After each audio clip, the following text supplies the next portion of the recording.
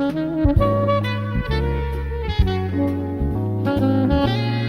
would like to welcome Dr. Jagadeesha, CEO and Secretary Coffee Board, and the speakers, Mr. Marcelo Pereira Magnere, coffee consultant from Chile, Mr. I.B. Bopanna, Chombuka Coorg Coffee Company, Kodagu, to the dais. Without much ado, let me invite Dr. Jagadeesha to chair this session on value addition in coffee, the way forward. Dr. K.G. Jagadeesha is the CEO and Secretary of the Coffee Board, Bangalore. He is a 2005 batch Indian Administrative Service Officer of the Karnataka cadre. Dr. K.G. Jagadeesha has done Masters in Genetics and also holds a doctoral degree in Agriculture. He has served various important positions in the state of Karnataka, which included Deputy Commissioner of Kalaburagi and Dakshina Kannada districts, Managing Director of Rajiv Gandhi Rural Housing Corporation Limited, and Deputy Commissioner of Mangalore. He has also served as the Director of Horticulture, Assistant Commissioner of Kalaburagi Subdivision, and Commissioner of Kalaburagi City Corporation. A hearty welcome to you, Dr. Jagadeesha. With these few words, may I request Dr. Jagadeesha to chair this session on value addition in coffee, the way forward, and conduct the proceedings. Thank you, one and all. Mr. MP Cherian, President UPASI, Mr. Jeffrey Rebello, Vice President UPASI, and is it okay now?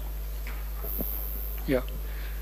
Two distinguished speakers of the present session, Mr. Marcelo Pereira, a consultant, coffee consultant, and Mr. Bopanna, Chombuka Coorg Coffee Company. And ladies and gentlemen, very good afternoon to all of you. We have a session on value addition in coffee, a way forward. I'll just try to give heads up in a very quick time because I know we heard Mr. Marcelo in the morning. Everybody is keen to hear more from him. So, coffee today is facing several challenges, coffee in India particularly. I will not touch all the challenges because it will be inappropriate for today's context. One of the most important challenges is the volatility in prices. The coffee prices goes up and down once in a while, and that puts us in a huge distress, especially India. As Marcelo was telling, we are not the people who are price setters because we don't grow coffee in a large volume, unlike Brazil and Vietnam. If we look at Indian global positioning, we are 7th largest producers with just 3.8% of global production. And we are 6th largest exporters with 4.8% of global production, global exports. And earlier, coffee was one of the important foreign exchange earner, but now it's no more. If you look at the total exports India is making, we are exporting $600 billion. First time we crossed $1 billion. So we are not the major, it's not the major foreign exchange earner also. Then the question comes, if we are, and our coffees are very expensive, compared to other destinations. Then the question comes, why are we concentrating on coffee? If coffee, we are not competitive in producing coffee, then we should move on to something else. But that is something which is inappropriate thinking, because though the other statistics speaks very small contribution of India at the global level, but if you look at the importance of coffee in the domestic scenario, nearly 2 million people are directly or indirectly employed in coffee. Out of that, 3.6 lakh are farmers who are dependent directly on the coffee estates. Second thing, if you look at the importance of coffee, coffee is the only crop which is sustaining Western and Eastern Ghats. Today, we know that Western and Eastern Ghats are the biodiversity hotspots, which is having 9,900 species of flora and fauna. if these are sustained, it's because of coffee estates. If today coffee estates is not there, we are losing such a big assets what we have. So coffee cannot be considered small. At the global level, maybe small, but for Indian context, coffee is a very, very important crop. And we have a bright future. Maybe today we are facing problems. We have a bright future. If you look at even the non-coffee consuming states, the cafe chains are booming, coming up like anything. People are ready to pay. You see youngsters flocking into the cafes, ready to pay and then enjoy that ambience and experience. So coffee is very important. Only thing is, as Mr. Pereira said in the morning, that till 1980s and other thing we got spoiled because of quota system. You grow anything, you will get the prices. Now it's not the thing. Like you have to, more than your financial resources, it is the time you spend in your estate is very, very important. And now it is you were saying 3 types of differentiation: fungible coffee, certified coffee, specialty coffee. The fungible coffee, we are not there because we don't have volume. Our coffees are expensive. We have a unique growing condition where coffee is grown under 2-tier system, hand-picked, sun-dried, and most sustainably, economically grown. But this same thing puts us in an uncompetitive situation that our coffees are expensive. So our coffees cannot be cheap coffees and cheap rates. Our coffees are expensive. Our growing conditions are different. So we can only be, if you want to survive, expensive, good quality coffees and expensive coffee. That's the only way forward. And we have the best speaker, Mr. Marcelo Pereira, who is going to take forward. So far, he has set the context like why we should go for value addition. The next stage is how do we do that value addition to become a good quality destination where customers are ready to pay for our coffee. And since he has been already introduced, since you have already heard him, you know what he has done and what he can contribute in the next session. I will not take much time. I will welcome Mr. Marcelo Pereira to continue his presentation. We have one more speaker, which we will come back to. Thank you very much. Yeah, thank you very much for coming again. Based on your comments, you have liked it so far, and I'm very glad to see you, all of you, again. Well, we're going to start talking about the processing. That's the main part of our topic today. Many of you raised when we were having lunch that you liked the part about certification, and I didn't talk enough because I didn't touch the point that the cost of certification. There is a certification cost, that it will be the implementation of the certification. There is the auditing cost every time these people come to give you the audit. And there is one that is the opportunity cost. That is when you certify organic, your crop, your yield is going to drop no matter what you do. And that could be substantial. And it could be permanent. If you do everything right, or if you have the right conditions, you could reverse it and get it back with organic. But no one knows. Some people can do it, some other farmers can't. Okay, let's move on to processing. So the first topic, or the main, or the one that I like the most to talk about, is the dry processing, naturals. Is the stigmatized. It's like the poverty default. Every single farmer, when they have no resources, when they're very poor, when they have like the worst coffee ever, is going to be a natural. And that has created a bad reputation because it's a processing method.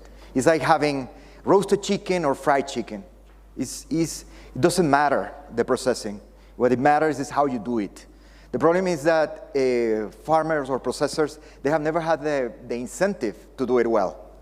So what we have had is just a way of drying the coffee the easiest and fastest way possible. But that doesn't mean that is the right way. If you drink cheap coffee, usually Robustas, cheap Robustas or Robustas in general are naturals.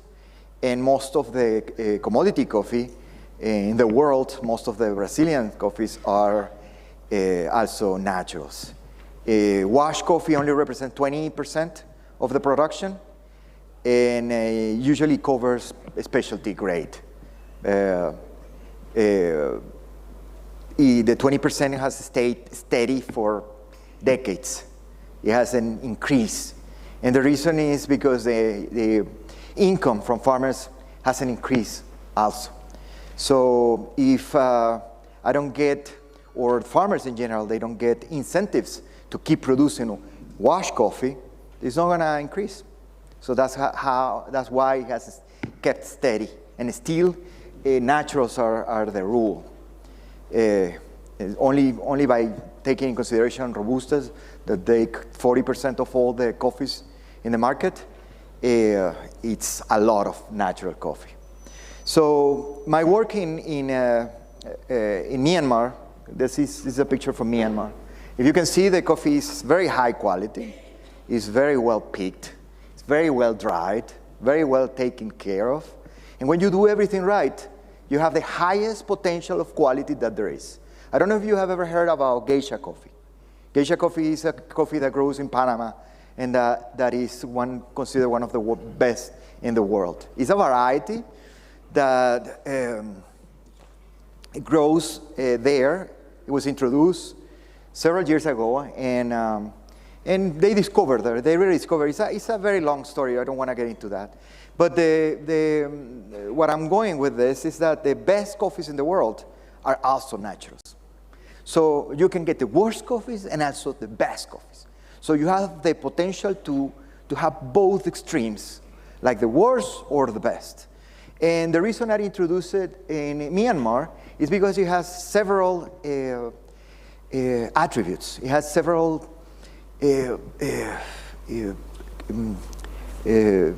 very important benefits of processing naturals.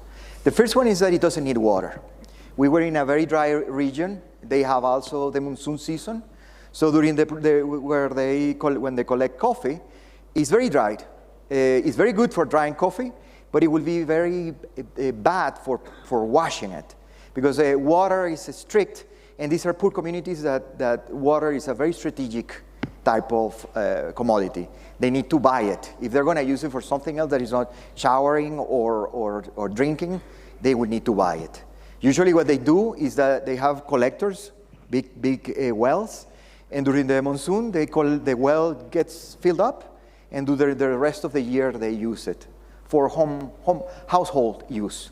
So when I got into that project, I couldn't give a use of that water that is so important to process coffee.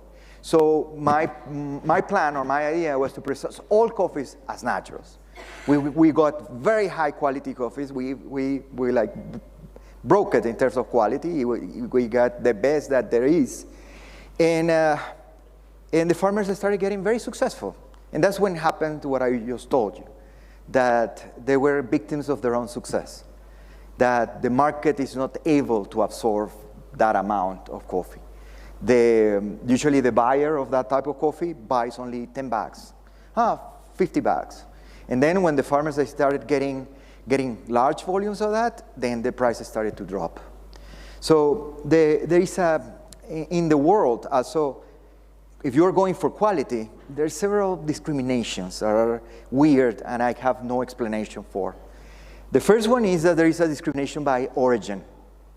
If you have a coffee from Kenya, and it's an 85 in terms of quality, you're going to get, for example, just to say a number, $2.4 per pound. But if you have exactly the same quality and you are from Peru, you're going to get $1 less. And you ask these two roasters, you ask these two people around, and they're not going to be able to give you an answer. It's just their heads. It's like some coffees, they're supposed to be better regardless how they taste, only for the places that they grow.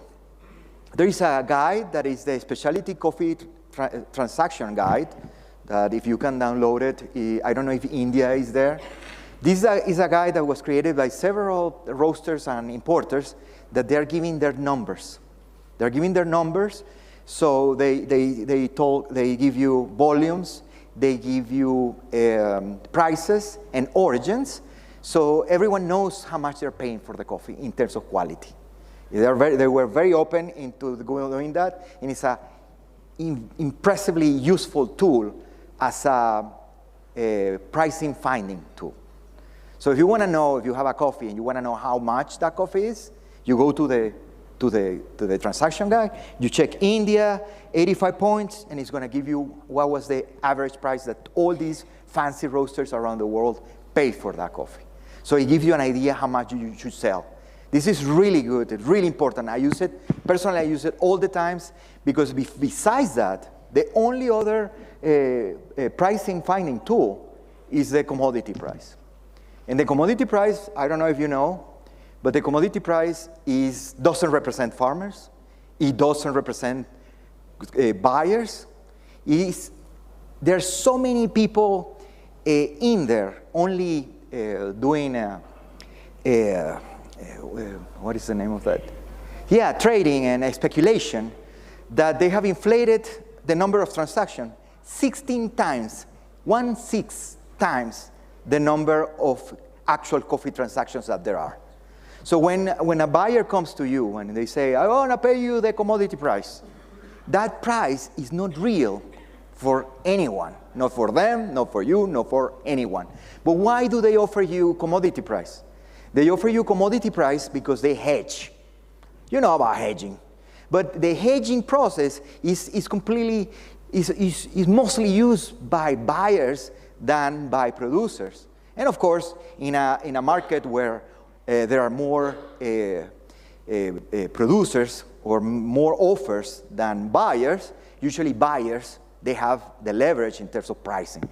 So when they tell you how much a coffee should be, they're using that power. And they're using that power because they're hedging, and hedging is a safety net that they have. This is how they protect and they manage risk. If you know how to hedge, I'm happy for you, but most of farmers or most of producers around the world, they don't use it. They don't have access to it, and they don't even know about it. Brazilian producers, these are the only ones that I know that most of them use them, but these are very, very large farmers. Okay, so going back to the naturals. So the first thing that the advantages of producing naturals, you don't require water. The other one, equipment, technology, very little. The only thing that you require is to have labor, to have people that is managed, and very good environment. It needs to be dry, with a cold breeze, very low moisture levels, and you will have an amazing naturals.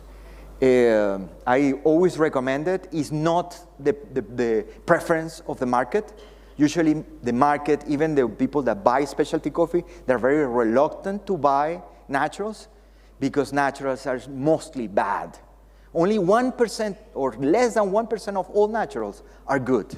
And these good, I would say like 0.01% of them. So this is like a unicorn. It's something that doesn't exist, and even for buyers. So the only way that they will buy a coffee like this is that you give them to try, that you created a relation by other coffees that you produce, like wash coffees or whatever, and then you show them the jewel crown that you have that is a natural, that is amazingly well processed. It's definitely not a processing method that I will recommend you to do firsthand because it's not easy sell. I did it in Myanmar because we didn't have water. But if we have better conditions, if you have more resources, you should go for something else in terms of marketing, in terms of environment. Talking about environment, I'm talking about sustainability. There's no better method than that. That's the most friendly method that there is in terms of the environment. But all coffees must be sold at a certain point, so you need to think about that as well. Wet coffee. The wet coffee is well, it's 20% of the market, and most of the good coffees are washed. This is since 1930s. The US is the largest buyer of washed coffee. So when you go to the US, you should come with some washed coffee because mostly that's what they drink. In Europe, they buy commodity coffee. In some countries, very few of them, they go for specialty. And when they go for specialty, they are going to be washed coffees. Washed coffees, they have a a history, also very related to the British again. Wash coffee started in Jamaica. Jamaica, they started processing coffee and they realized that they could dry coffee a lot faster by removing the pulp. The other benefit of removing the pulp is that you are removing also most of the sugars. And when you remove the sugars, you are also removing the risk of fermentation. So by removing the sugars and the risk of fermentation, that results on a higher grade coffee, or most of the time. But countries like Rwanda, that I visited and I also saw what was going on, they thought that. They didn't have the knowledge. They also, they started processing coffee and they said, we're gonna produce a specialty coffee so everything is gonna be washed. And they processed the worst washed coffee that you can imagine. It was washed, but it tasted like really, really bad. And they couldn't sell it. And these people, they couldn't have an explanation on why they couldn't sell their coffee like for 10 years. And it cost them so much money. And the answer was the flavor. Because people don't care about the processing. They care about the final flavor. So that's why you need to be trained about how coffee should taste like. What a good coffee tastes like. What a bad coffee tastes like. What an Ethiopian coffee tastes like. What an Indian coffee tastes like. You need to know all of that. I know that it's a lot, but it must be done in order for you to be competitive in a market that is so knowledgeable right now. Another advantage of washing coffee is that when you do naturals, you have a shrinkage. So when you use a space, when you see this bed, it's totally covered with cherries. But after 3 days, that coffee shrinks, it dries and shrinks, it gets kind of dark, and it will take only half of that table. So managing space gets very complicated. So you said, I don't have tables enough, so I need to move these and put coffee here, and then you mix, and then the layers get too thick and over ferments, and you spoil it. When you wash the coffee, the size remains the same. During all the time that you're gonna be drying the coffee, the only thing that is gonna be changing is the weight. And that's a huge advantage over naturals. Naturals, you have that shrinkage problem, and it makes things very complicated. In wash coffee, you can make also thick layers. You just move them and you keep them. Yeah, there are several ways to improve quality. You can have a partial shade over the coffee while it dries. We recently found out in Tanzania that we used to take the coffee, soak it, let it drip, all the water, the excess of water, and then put it to dry. But the problem was that when it went to dry immediately, the parchment will disattach from the bean, and it will create a space. So the bean will expand inside the dry parchment that will dry first, and it will crack it. Well, and we couldn't have an explanation why what was happening. And the only thing that we changed was instead of put it to drip the coffee, we just take it dripping wet to dry. And everything was solved. It's amazing. And these things, the parchment allow the coffee to be encapsulated for a very long time. So imagine you have a capsule, you have a reservoir for each single bean. So the better you preserve that parchment, with no cracks, with no holes, the better that coffee is going to be inside, and the longer you're going to be able to have it in your warehouse. So the shelf time increments exponentially. And I always recommend farmers not to mill the coffee unless they have a buyer. Once you have the buyer, then you mill it. Otherwise, you keep that parchment always preserved in that little capsule, because that way that coffee is going to be always fresh and it's always ready. So if you come and you just mill everything and you store it green in jute bags, that coffee is going to start degrading very fast. These are the most common methods. We talk about the advantages of wash coffee And the disadvantage of watch coffee is water. This is the first one, the use of water. This machine, probably you're familiar with it, is a McKinnon type. There is a stand that is from McKinnon. I like the McKinnon because the McKinnon can sort by density.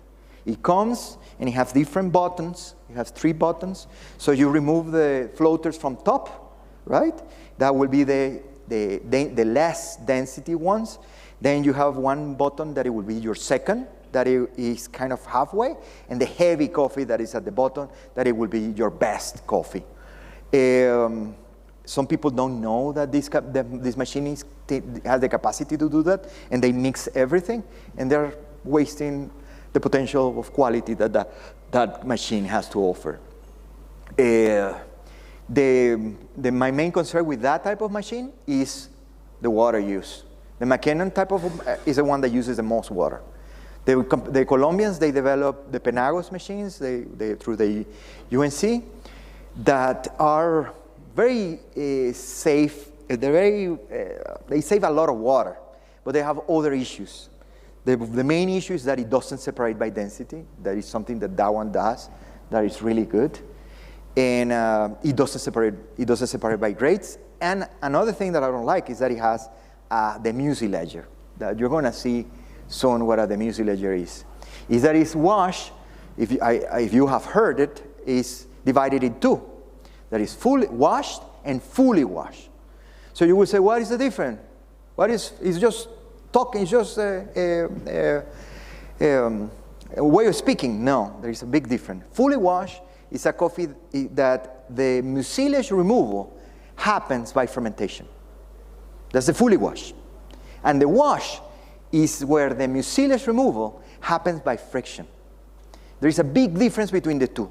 When you ferment the coffee, you are adding an extra layer, an extra dimension in flavor.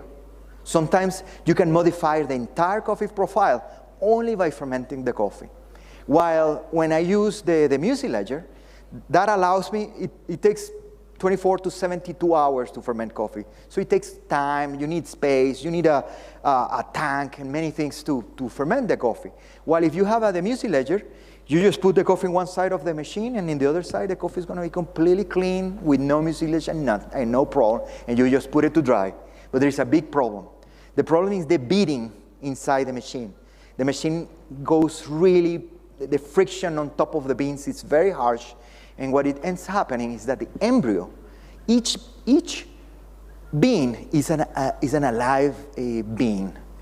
And if you see the bottom, it has a tiny little hole and a tiny white line. That white line is the embryo, is the little plant that should be coming out of it. And you need to keep that plant alive. That plant guarantees that your coffee is going to be fresh and it's going to be high quality. If that little plant inside dies, immediately the coffee gets fermented, or it can get some types of flavors. And the way you avoid it to die is you need to treat it like what it is, a living thing. It's not just an inert thing. So every time the coffee spends too long in water, every time the coffee has too much friction on it, all of those things must be spared. You should avoid them at all costs. So let me show you a picture. I'm going to jump just and then I'm going to come back. So this will be a fully washed coffee during the fermentation. Probably you're familiar with that. And this is the muesli ledger. And actually as a McKinnon, the muesli ledger. So the coffee this is a wet parchment that it will be recently pulped.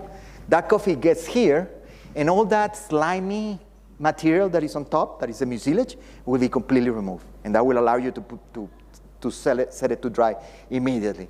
While here, you take that coffee, you put it into the tank, and there is an enzymatic reaction that is happening. There are bacteria, there are yeasts that are acting into that coffee, removing that mucilage. And accidentally, by doing that, you're actually adding an extra layer of flavor to your coffee. If you compare the same coffee, I have done it many times. I have done that experiment many times. This coffee is exactly the same coffee from the same farm, from everything the same. But I do it through this method or through that method. And I copy it and I try it. That one is so much better. And that's not something that I'm going to be the only one to notice. Buyers are also going to be able to notice. So what do you prefer? Everything depends on your priorities. If you want it fast and you don't care about quality, you use this method. If you don't care too much about time, but you care about quality, you go through that method. That's it. So this is washing in Ethiopia. So once the coffee is in those tanks and the mucilage has been removed, it goes to these channels. And in these channels, the coffee is being washed with fresh water. So all the loose mucilage will go away, and you will only have the bean. Very clear and very clean bean, and it will be just ready to dry. That's, for me, and also there are many ways that you can use the channels. And in Ethiopia and in Africa, they put boards that divide them. So when I push the coffee, only the ones that are very light are going to be on top of the piece of board. So everything that is heavy stays. So you can also separate by density only by using channels. And that improves your quality even more. It's a very free way to improve quality of your coffee. Well, the other method, the third method, will be pulped. Those are pulp naturals that probably you are familiar with. And normally the market calls them honeys. Honeys are coffees that I pulp, but when it's the wet mucilage, this wet mucilage, instead of fermenting it or the mucilage it, I just put it to dry. When I put it to dry, I dry it with the mucilage on top. And there are several issues by doing this.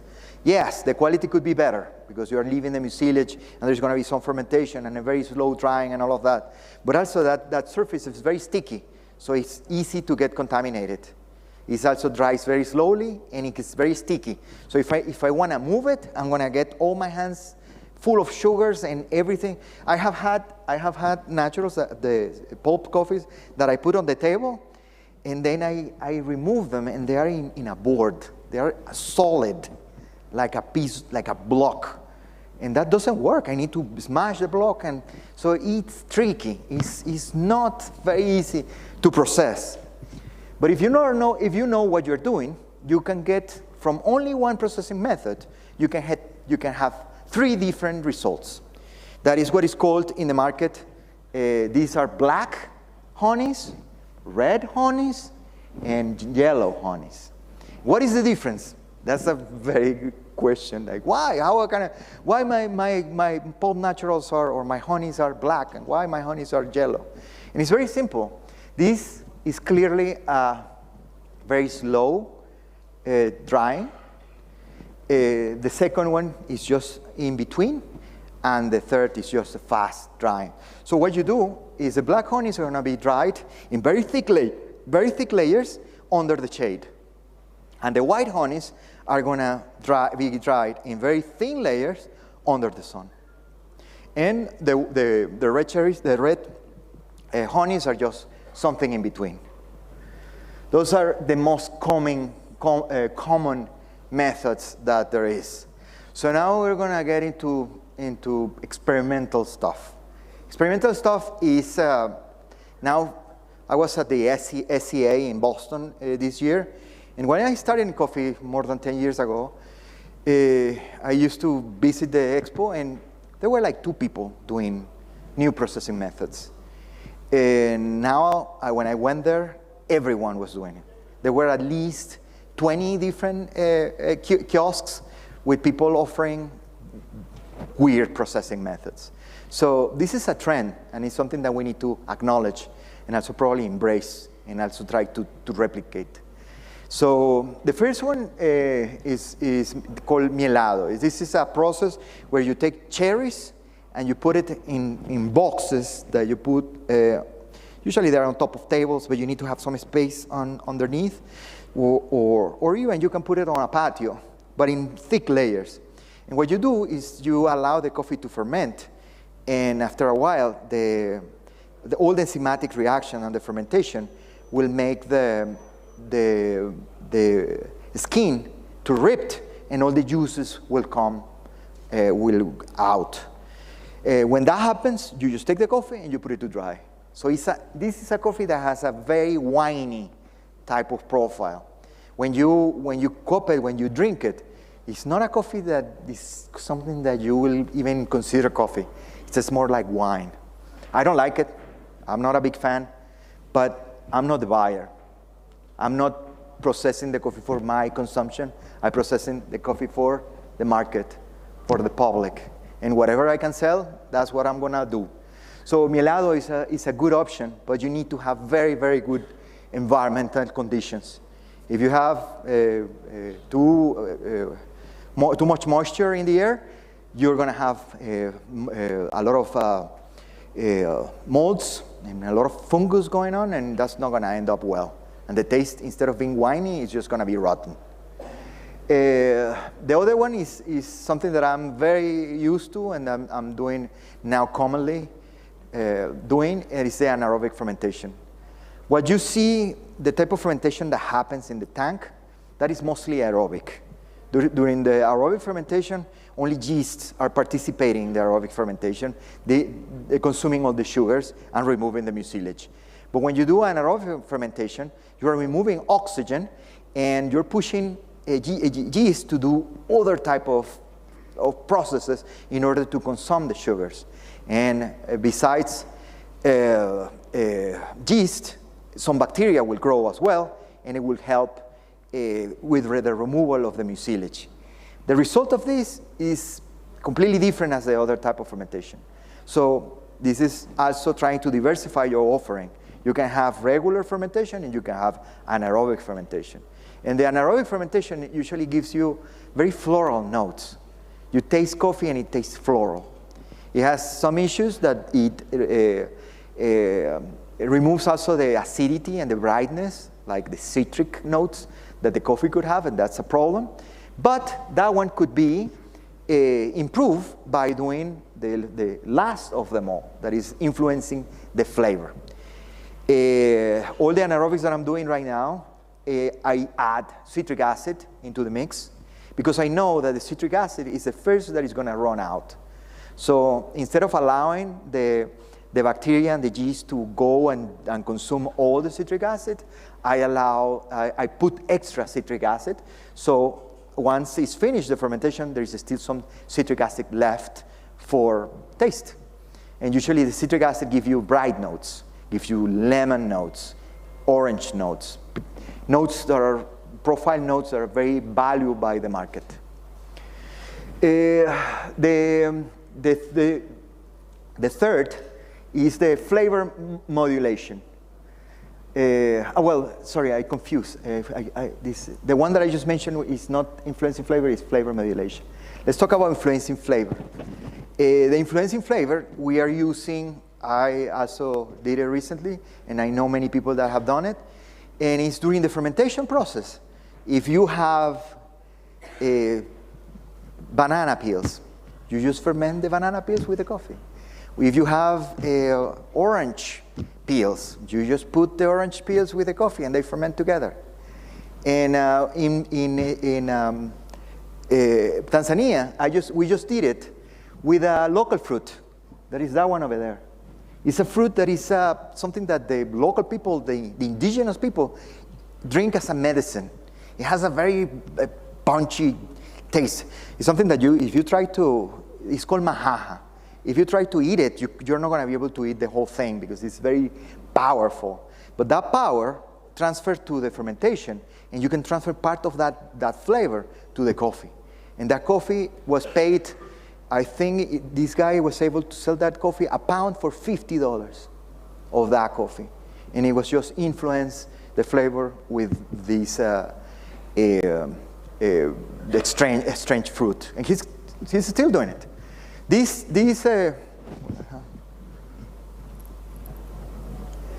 tank over here, this is how you do anaerobic. So this is how it looks inside, this picture here. This is also a picture that I took from inside. So you will ask, why is that hose going here and there? And it's called anaerobic fermentation because it doesn't have oxygen. It needs to be complete oxygen-free. And many purists are going to argue with me, oh, if you do that, that is not going to be oxygen-free. Only winemaking and maceration and that type of thing is oxygen-free. And they're right. This is not 100% oxygen-free, but I'm trying the best to remove oxygen. I would say that processing coffee, in terms of fermentation, it's not even close to winemaking. No, it's not winemaking. It's like food making. I don't know if you're familiar with kimchi from Korea, or when you eat sauerkraut, that is this cabbage that is fermented, that is very popular in Germany and other places. Those are anaerobically fermented. And the only way that you do it, for example, to do kimchi, is you take the cabbage, you put it with water on a reservoir, and then you squeeze another reservoir exactly the same on top, and you push it in, and you attach some rubber bands or stuff, and you leave it to ferment. And then when you take it out, you have anaerobic fermentation. So it's not that difficult. It's not winemaking. It's not rocket science. So what we're doing here is this coffee was anaerobically fermented dry. You can put water, and also you can do the fermentation with water. So what we're doing there is we put the lid, and we seal with glue, with silicone around the edge of that lid. And the idea with this is that in this there is a little container here that is just a water bottle that we cut in half. So what we do is that we close these completely sealed, and when the fermentation starts to happen, each cherry is going to produce CO2. And that CO2 is going to start moving across this hose, and then here is going to be this bottle half full of water. So what it's going to allow is the air and CO2 to go out, but no air to go in. So after a while, and the coffee has been fermenting, you're going to have a completely CO2 environment inside that huge container.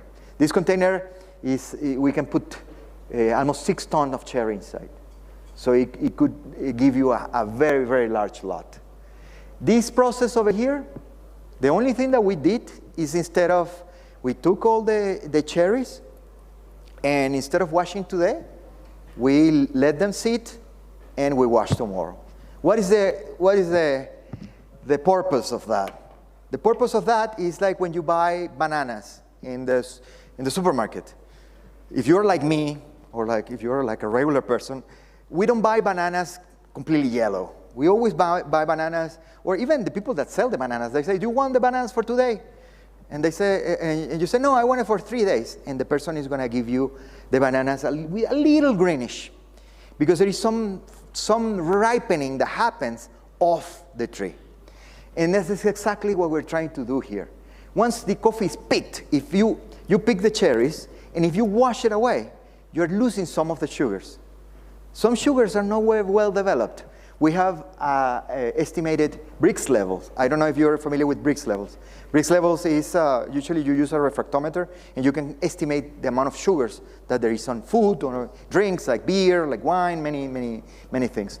So we have measured the Brix levels of cherries that have come immediately from being picked, and we compare it to the same cherries that have been just laying around like that for a night. And the Brix levels that you go 5 levels above. So of course you will allow them to rest, because you're getting more sweetness, and sweetness is quality. Amamos. But if you see, it's not just leaving the cherries there. We are not piling the bags, because what happens if you pile the bags? They're gonna get very soft while they ferment, and if you have another cherry on top, it's gonna squeeze them, and you're gonna have juices out, and when the juices comes out, rotting is gonna start happening, and instead of having something good, you're gonna have something really, really bad. So all of these things is that we're trying, as you saw the previous screen, fermentation in our favor.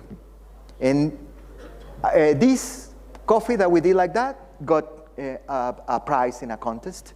This also won in a competition that is anaerobic. And this one, we just did it this year, so we don't know. But I copied, and I can tell you that I'm certain that it will.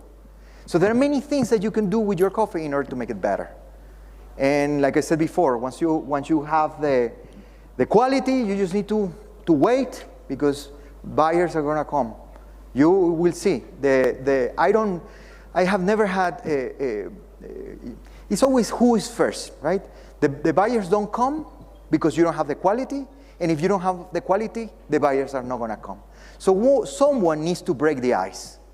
And if you are the producer, and if you are hyperactive like I am, or you are reactive, it makes a huge difference.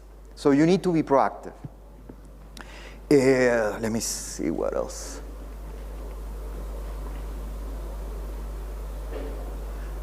Well, we got to the end, finally.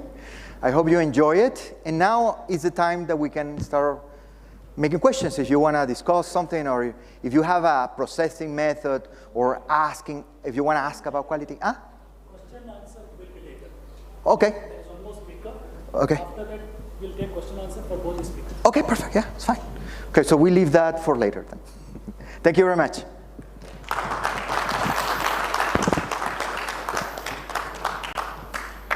So, ladies and gentlemen, the people say India is best placed to produce the best coffees in the world.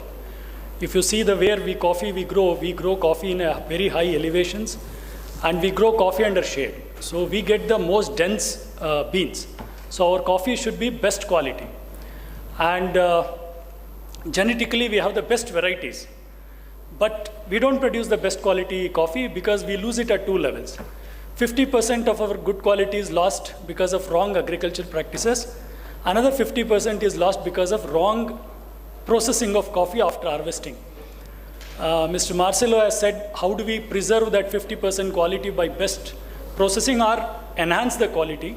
The other 50% is good agricultural practices. That's what the certification speaks about.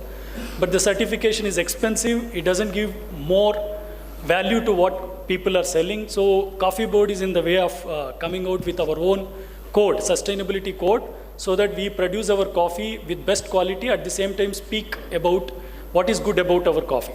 So now I'll take a leaf out of what Marcelo said in the morning. Let us consider we go for good agricultural practices. We process our coffee in the best way possible. That means we are making the best burgers at home. Can we compete with McDonald's, is the question. So how do we compete with McDonald's? We have one very good speaker, you cannot have a better speaker than him, Mr. I.B. Bopanna. He is from Kodagu. He is a coffee grower. He worked in ITC, and then he worked in Coca-Cola as a global market head also. So now he is a full-time farmer. He is going to tell us how to sell in a very competitive environment our best of our coffees. Bopanna, over to you.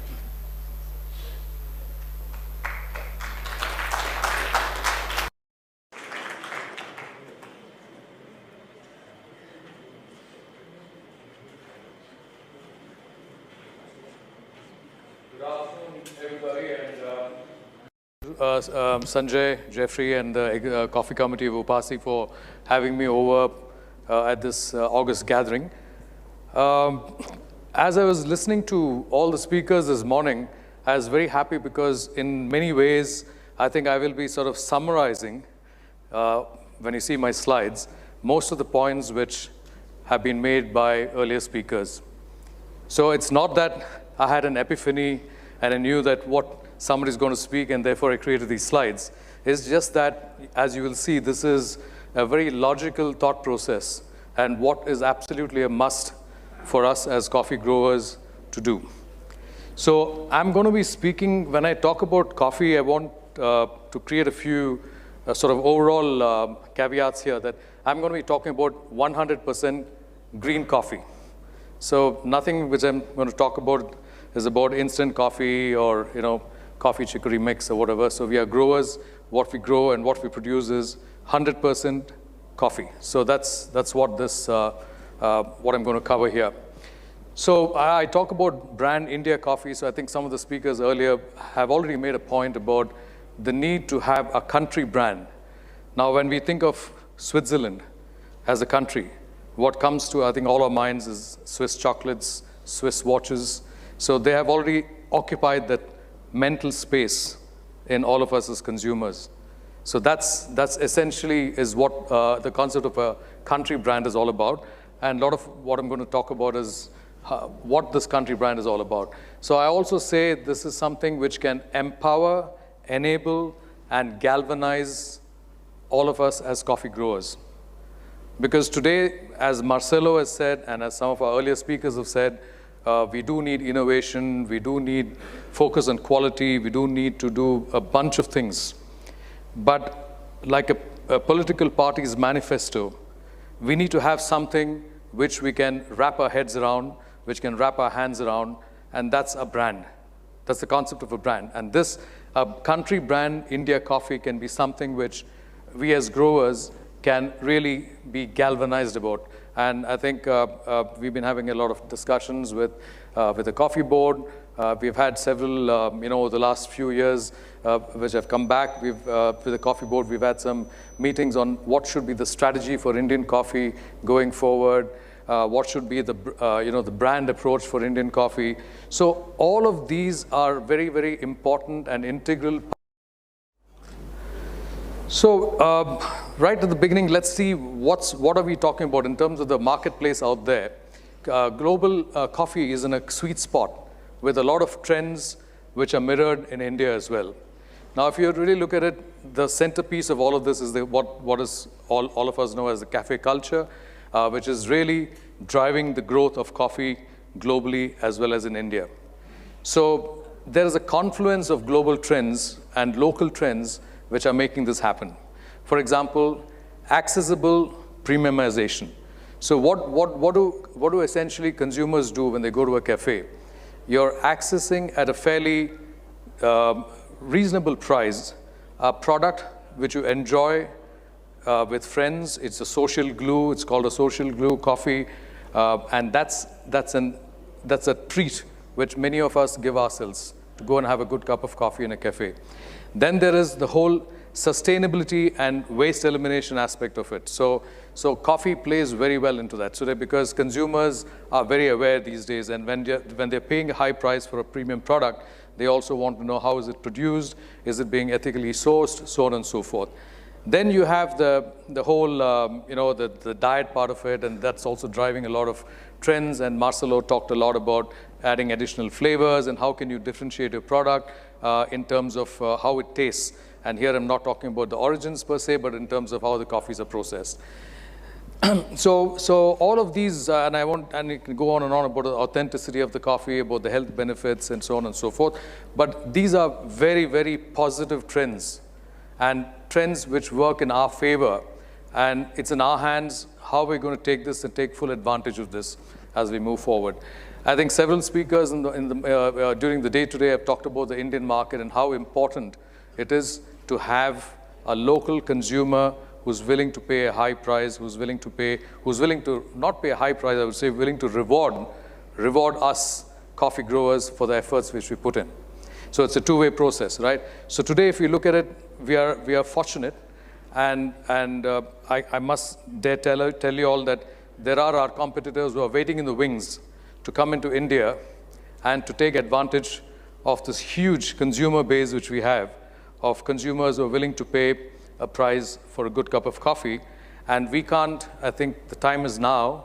If not now, it's going to be too late. Otherwise, we can't sit back and continue to produce and process coffees the way we used to before and let somebody else come and eat our lunch. So we need to start now in building a brand, building a country brand, which means something. So as you can see here, I'm not going to go over these figures, but the story here is that since 2005 and going up to 2030, you can see how the base of the pyramid, which was broad in 2005, has become narrow, which is the low-income group. And you can see on top, like a mushroom, the high-income group households have increased. And all of this is good news. And I think Professor Joshi this morning spoke about the fact that in many commodities, and in many agricultural products, India is importing a whole lot more, although we also produce those crops in our own country.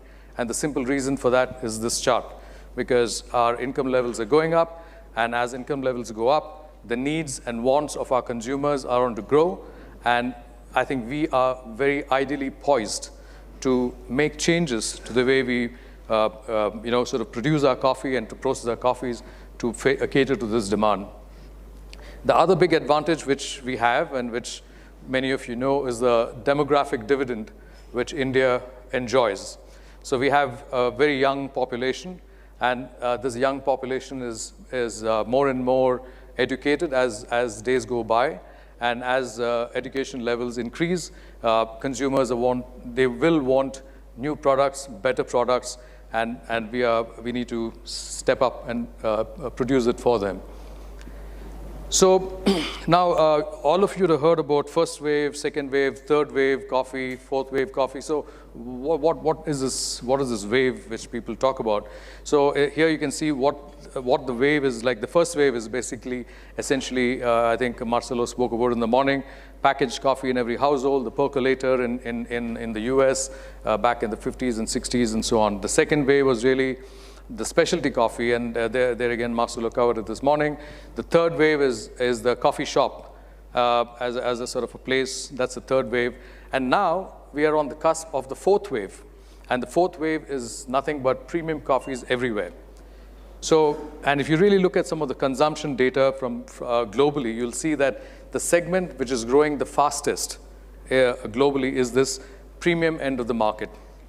So we have coffees. We don't have, fortunately, excess coffees today. Whatever we produce is sold typically by the end of the year. And so just imagine a situation where we could take more and more of this coffee and make it, I wouldn't say specialty, but make it affordable premium. And if we can have local consumers as well as global consumers buy those coffees. So therefore, the unit price realization of coffees then automatically goes up, and that increases the economic viability of coffee growing. Now, again, why do we need a brand?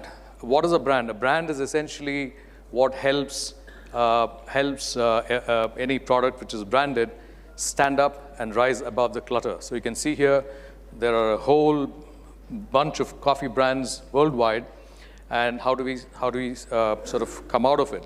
Another way of looking at it, like Jeff Bezos said, your brand is what other people say when you're not in the room. Okay, so just think about it. Marcelo made a point in his presentation that if you take the same type of cupping coffee from Kenya and the same cupping profile from Peru, people pay twice or thrice the price for Kenyan coffee. Why is that? That's the power of the brand, because for whatever reasons, the Kenyans have been able to connect at an emotional level with coffee roasters and coffee buyers to somehow, in their mind, say that Kenyan coffee is worth paying that premium. Let me take an example of my own past employer, Coca-Cola. Coca-Cola is nothing but sugar, water, carbonation, and yet it's a lifestyle product. It's a product which people pay a lot of, it's been there for 120 years, and it didn't happen by accident. It happened by design. That's how the brand was created. So brand has to be created at two levels. It has to be created at the physical level in terms of the physical attributes of the brand. But that's easy to copy. That's easy to replicate. If you say, oh, all Indian coffee is shade grown, somebody else tomorrow can come back and quite rightfully make a claim that their coffee is also shade grown. But if we can find that X factor, which is an emotional connect of Indian coffees with consumers, customers being roasters, and so on, that's when we stand above the clutter, which you saw in the earlier page, and we're able to make a difference with Indian coffees. So brand means many things to many people, so I think I just put the slide up so that quite oftentimes people confuse brand with being a logo. They think that, okay, we have a logo and my job is done, that's my brand. But no, brand is not a logo. It's not a corporate identity. It's not just advertising and marketing. It's all of that and everything else, something else which one has to do, which is Essentially, it's a quality guarantee. It is also, it evokes a sense of desire. So that's why I said that people want to buy Kenyan coffee. So that's evoking some sort of a desire to buy Kenyan coffee for all the right reasons, but you need to make that connect. And it also, a brand also helps us to anchor us to where we are, what we are, and what we are as India as an origin. So that's a brand. Now, again, how do we essentially do this branding for a country? Branding for a country with coffee. Like, for example, we have, coffees from so many different parts of India. Even within a state, we have 2 or 3 regions where coffee is. So which coffee do you pick, and which coffee do you say, Coorg coffee should be this, or should be Araku coffee should be that? So essentially, there are 2 pillars on which any brand or a brand promise can be built. And those 2 pillars are provenance, or the story of where the coffee is from. And you've seen what a great job Araku Coffee has been able to do, because they built the story around forests, about tribal coffee, how this has helped to prevent jum cultivation or shifting cultivation by degradation of forests. So that's a story which has been woven into Araku Coffee. And the second thing, of course, is the quality part of it. Quality is very, very essential to a brand as well, and for the promise. So some of the origins have been doing this very successfully, and doing it very successfully a long time. And one of them is Costa Rica. So you can see this cart. Some of you who have been to Cinta Cafe in Costa Rica, you'll be very familiar with this. So they have done a great job in focusing on the provenance, which is the story of their origin, as well as their quality. Of course, the gold standard, and Marcelo spoke about it, is Colombia. Colombia has had a consistent brand building strategy since I think the 1970s, if I'm not mistaken. And they have built their brand with patience and commitment. And they have stuck to a long-term strategy how to build the brand. Because you can't flip a switch and say tomorrow that I've got a brand. It takes time. It takes a certain rigor. It takes a certain process to make it happen. Now, since the 70s, they've been having a consistent strategy. And I want to just play for you 2 small TV clips from the 1970s, I think, what Colombia did. And by watching these, you'll get an idea in terms of what I've been talking about, emotional connect, as well as what are the physical attributes and the essential USPs of the coffee. We were 3 days out of Dakar on the Queen Elizabeth II. I was right in the middle of an apricot flambe. Captain, I'm afraid we've just run out of Colombian coffee. Run out, Mr. Harwood? What about Mr. Roberts? Engine room, full speed. So we turned back. Under the circumstances, it was the only civilized thing we could do. 100% Colombian coffee, the richest coffee in the world. Throughout Colombia, South America, for centuries the people have gone to the marketplace. It is here that they trade. It is here that they buy their coffee. Coffee grown by men like Juan Valdez. He washes the coffee by hand and then dries it carefully in the sun. The coffee is prepared for market as it has been for centuries, because for Colombians, their coffee is more than just the richest coffee in the world. It is a national heritage. Such a small spot. One is about the physical attributes and the story of how it's produced, and the other helps to make an emotional connect with, with the story of why you need to have Colombian coffee. Now, the question which begs to be asked is, okay, at the end of the day, you spoke about Coca-Cola and this and that, but that's a product. Now here, what we're talking about, Indian coffee, excuse me, thank you, is we're not going to have Indian coffee in a pack being sold as Indian coffee, right? So that's not obviously what we're talking about. We're talking about Indian coffee as an ingredient in somebody else's brand. So that's the concept of what I called about why we need to brand an ingredient, although Indian coffee is an ingredient.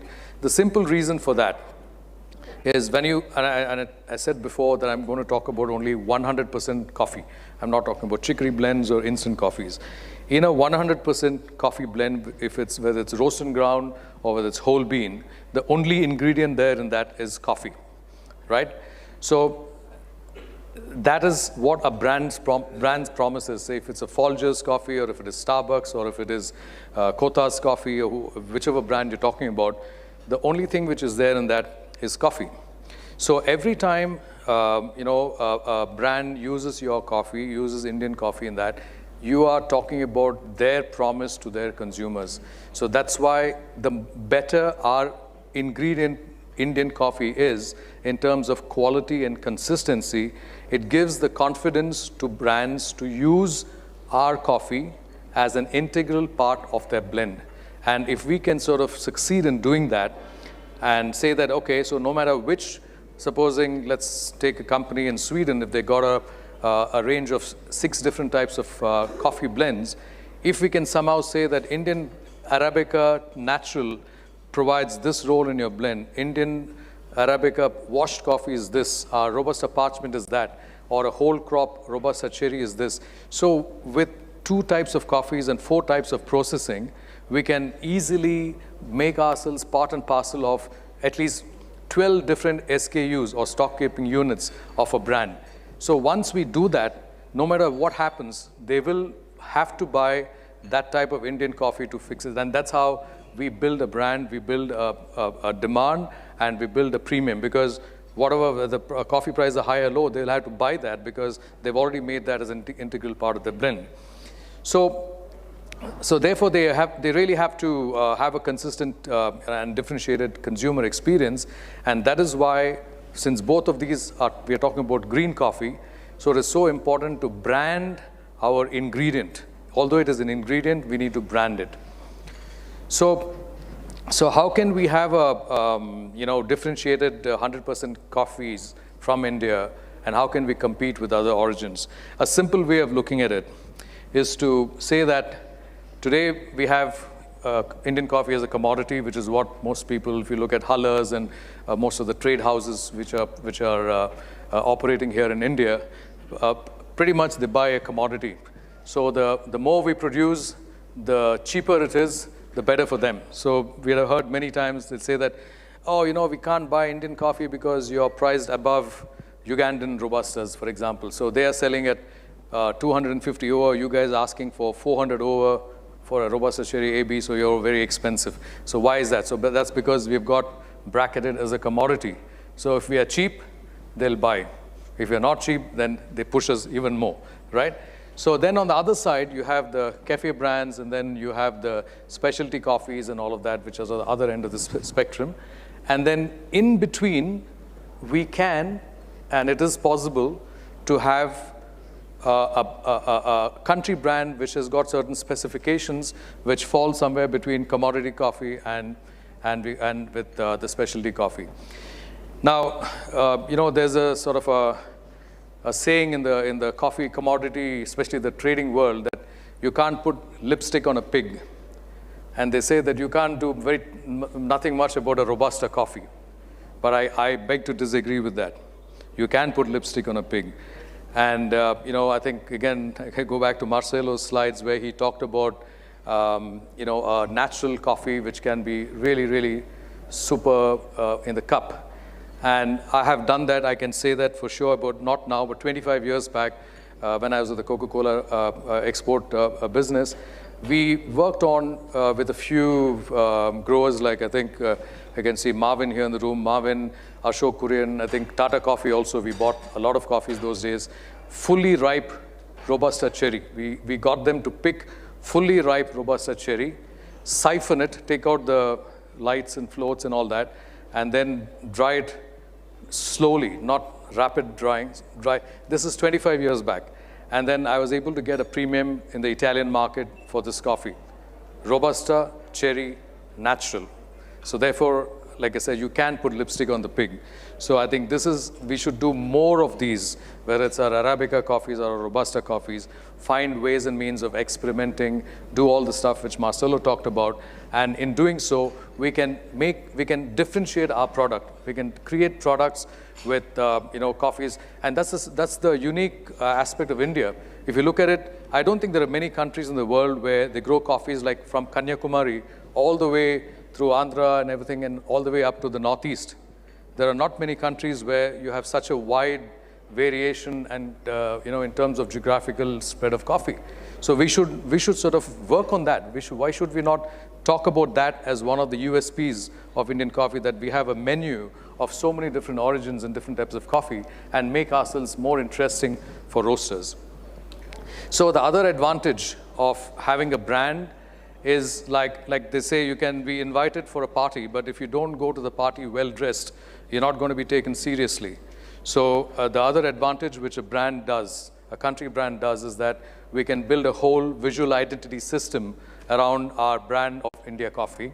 And what that does is, if you have a really nice design and creatives, you saw the Colombians, what they've done with some of the very clever communication clips. That's one important part. Then others, we need to have a proper PR strategy. Then we can have a media plan, and then we can have events, and we can have partnerships and partnerships is very, very important. If you look at the history of Colombian coffees, one of the reasons why they've been successful is they've been able to build very strong partnerships in markets like the US. So the advantage of having a brand and a visual identity system behind it is that we could have a very holistic and integrated strategy for marketing our coffees and building our brand. Now, this is a very busy slide, but I had to put this up to say that it's not a cakewalk. It will require a lot of patience, it will require a lot of rigor, and it would require a lot of thinking through, because just growers being galvanized to work ourselves around this whole concept of country brand is not good enough. We need to have other partners like our curers, the people who cure our coffees, our logistics service providers, our exporting companies. We have a whole lot of exporter friends who are done a great job in marketing Indian coffees. So they can also be empowered. They can also be supported by having a country brand India Coffee. And then finally, logistics and distribution and all of that. Then there is blockchain, which can help us to have this, the technology can help us to have traceability. And then you have different data points, and I'm not going to go through all of this. But the point being that we can rally around this concept of India Coffee as a country brand. We can call it something else. We don't need to call it India Coffee. There's a process, there's a science behind how you build a brand. And once we go through that process will inform us in what we should call our coffees. So that's essentially what this is all about. And if you really look at it, distinctive Indian coffees, unique stories are waiting to be told to consumers and to customers. So we have GI tags. Dr. Jagadeesha spoke about the sustainability code, which the Coffee Board initiative. I think that's a fantastic initiative, so that we can communicate what we do, how we grow coffee sustainably. And then most important is that we have a very strong tradition. We have a 150-year history on growing coffee. I don't know how many roasters across the world know that. Commercial growing of coffee happened 150 years back. So all of these stories have to be told. And then, like I said before, we have to also make the emotional connect. It's not enough to have a really nice, fantastic logo and all of that, but we need to constantly work on it. Like I said, Coca-Cola became a brand, a loved brand, or a span of 125 plus years. So it's constant work to change the status quo. So today, we have consumers with, who are virtually connected, who are globally, and to whom we can convey our message through digital marketing and so on. We have a social and emotional connect, which we can work on. We can have a connect with places and communities, producing the coffees. And like I said before, we have the history, the culture, and all of that, which we can showcase and build this. And the last slide is we need to move away from this is what we are today, just a sort of for most part. I'm not saying that this is the case every time. For most part, it's just a traded commodity. We need to shift from that to make it a branded ingredient, like I said before. So with that, I'll stop my presentation. Thank you so much. That strategic insights into brand India Coffee. Now we'll open the forum for question and answers.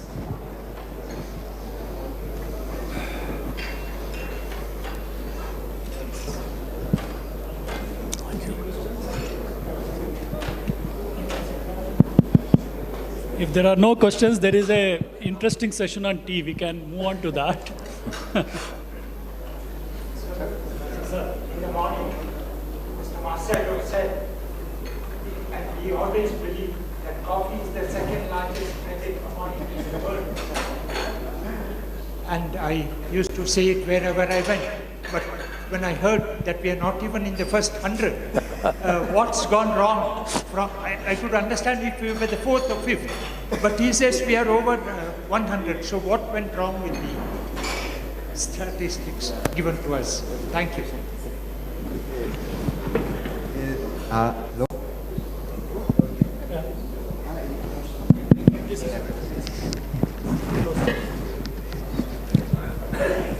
That's a very good question.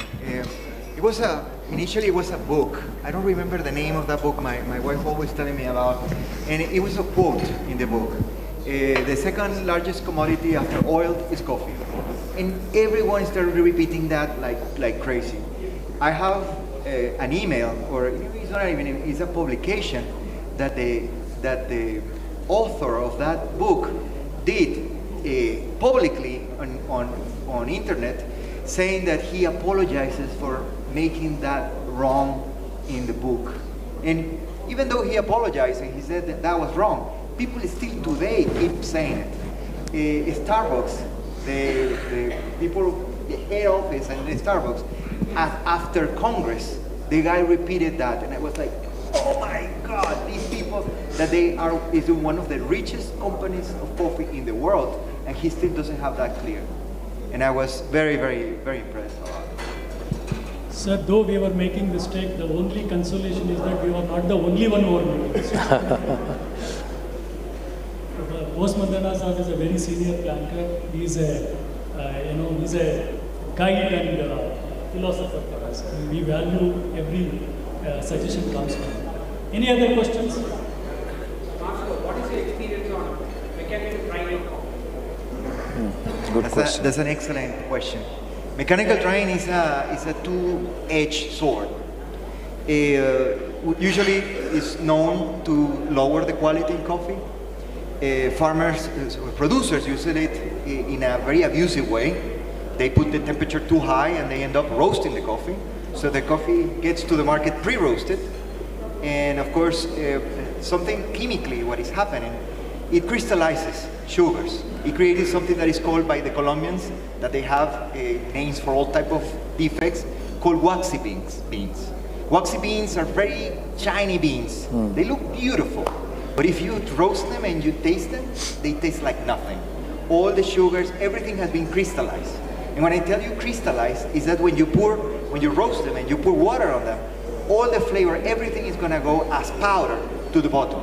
So there is no flavor on them. So when you use mechanical dryers, you always need to be careful about the temperature. I have been in facilities that they produce commercial grade coffee, and I see the temperature of the mechanical dryers at 70 or more, 70 centigrade. And that's, you're getting to the point of pre-roast. The roasting of coffee starts at 100 degrees. So you're only 30 degrees below the roasting when the roasting starts. But what is safe is to keep them between 40 and 50 degrees, and you will be safe. Most of the farmers that I work with, some of them don't have the privilege of being in nice places. They're in very humid places and they cannot dry under the sun. So what they do is that they use solar dryers. I don't know if you're familiar with solar dryers. And they put it there till the coffee doesn't drop anymore. Usually they get to 15, 16, 17% of moisture, and it doesn't drop from there. And then they put it into the mechanical dryer till the coffee to finalize, not to do the whole process, just one stage of the process that is the hardest. Because once you start drying the coffee, the curve is the first percentage of moisture, they evaporate really quick. But the last, when you want to get to that 12%, it takes sometimes weeks. And that's when you use the mechanical dryer to help you with that. And something that I should also say is that always use mechanical dryers that have indirect heat.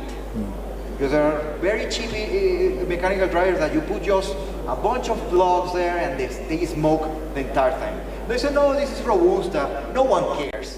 And you cup that coffee and they taste like smoke.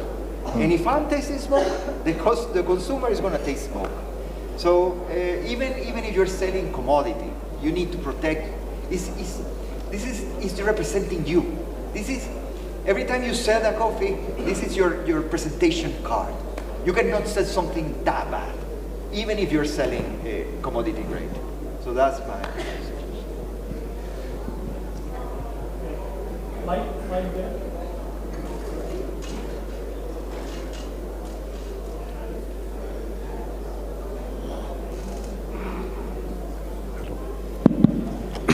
What we taught after harvesting coffee, we should not keep coffee in the menu sacks, plastic STP sacks, because of we are storing a lot of chemical reactions will start.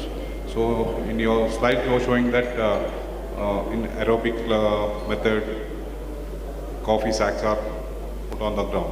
How many hours you have to do that? I didn't understand very well the question, but I'm assuming that is storage, right? No, he's saying in the plastic sacks in your picture, when you after harvesting put in the plastic sacks, there's a general saying that you don't put it in the plastic sack, but put it. Okay. Yeah. Now I understand. Usually you collect the coffee. Imagine the coffee is already dry. You're getting it from the mechanical dryer, or you're getting it from tables. Your coffee is at 12% of moisture, perfectly dry. Usually the normal process of the high quality process is you need to leave this coffee in a bin to rest for 24 hours. That way, all the coffee that you put in that bin is gonna get homogeneous, the same moisture. Once you have that homogeneous level of 12%, you put in bags. You measure the moisture, and if you have high quality coffee, you put it in there is some plastic bags that are called Grain Pro, that are green ones, and there is one that is made here in India that is called Ecotech.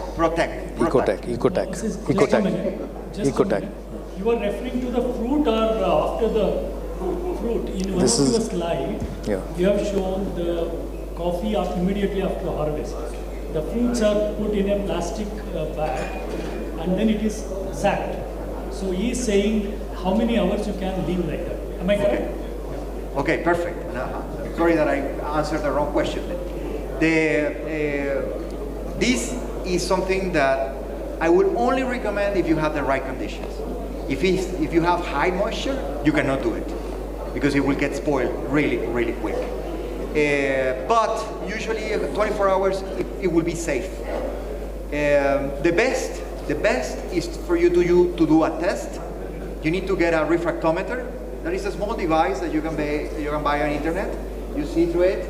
You need to use the ones that are used for wine or beer, that are from 0 to 30 or 35. And you measure the Brix level of the cherries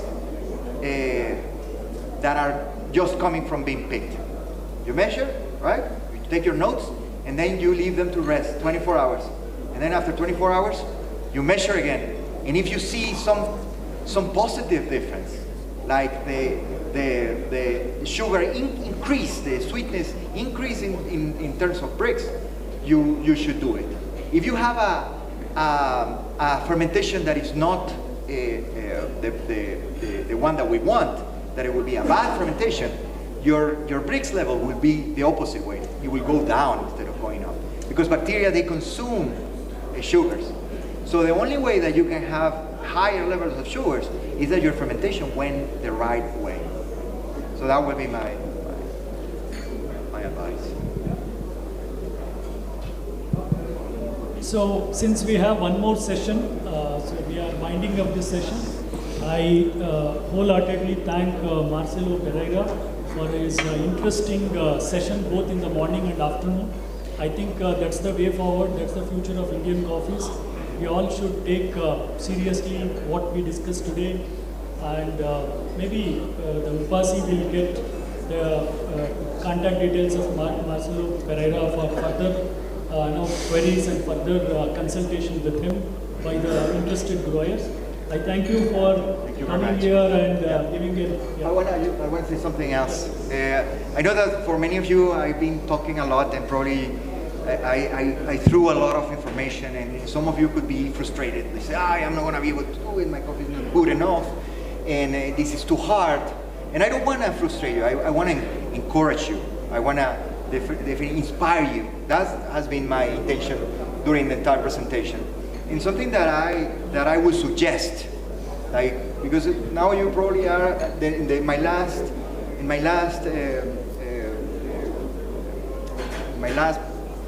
slide, I was asking, what should I do, right?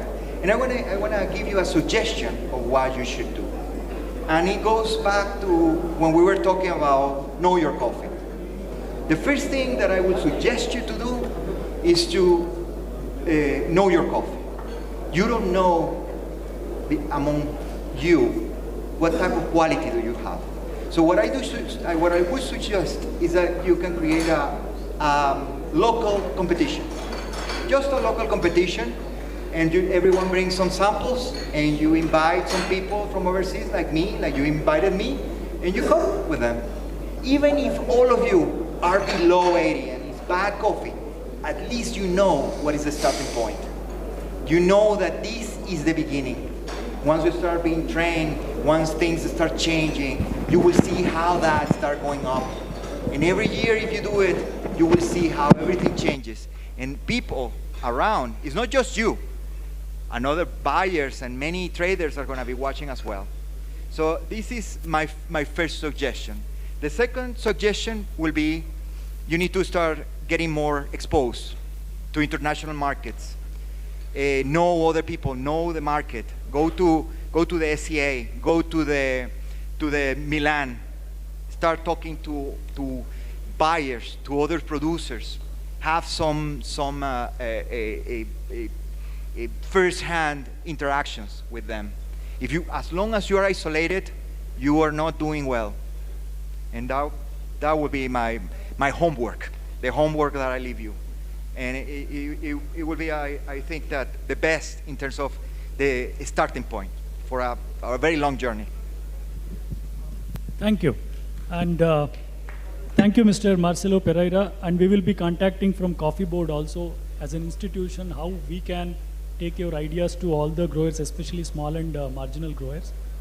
Then I would like to thank IB Bopanna, who has given an insight into how do we develop brand India coffee and why it is required. So that is also one of the important aspects which growers, more than growers, it's the associations like you and the institutions like Coffee Board should be working. So we will also start working aggressively on that line. I thank both of you once again. Thank you. Thank you very much.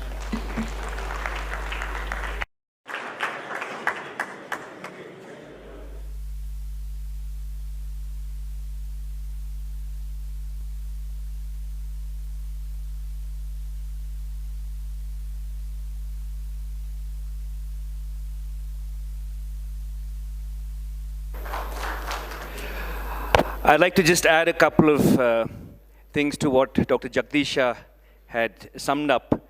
So one is clearly from the takeaways from what Marcelo and Bopanna have suggested, that we need better quality and more variety.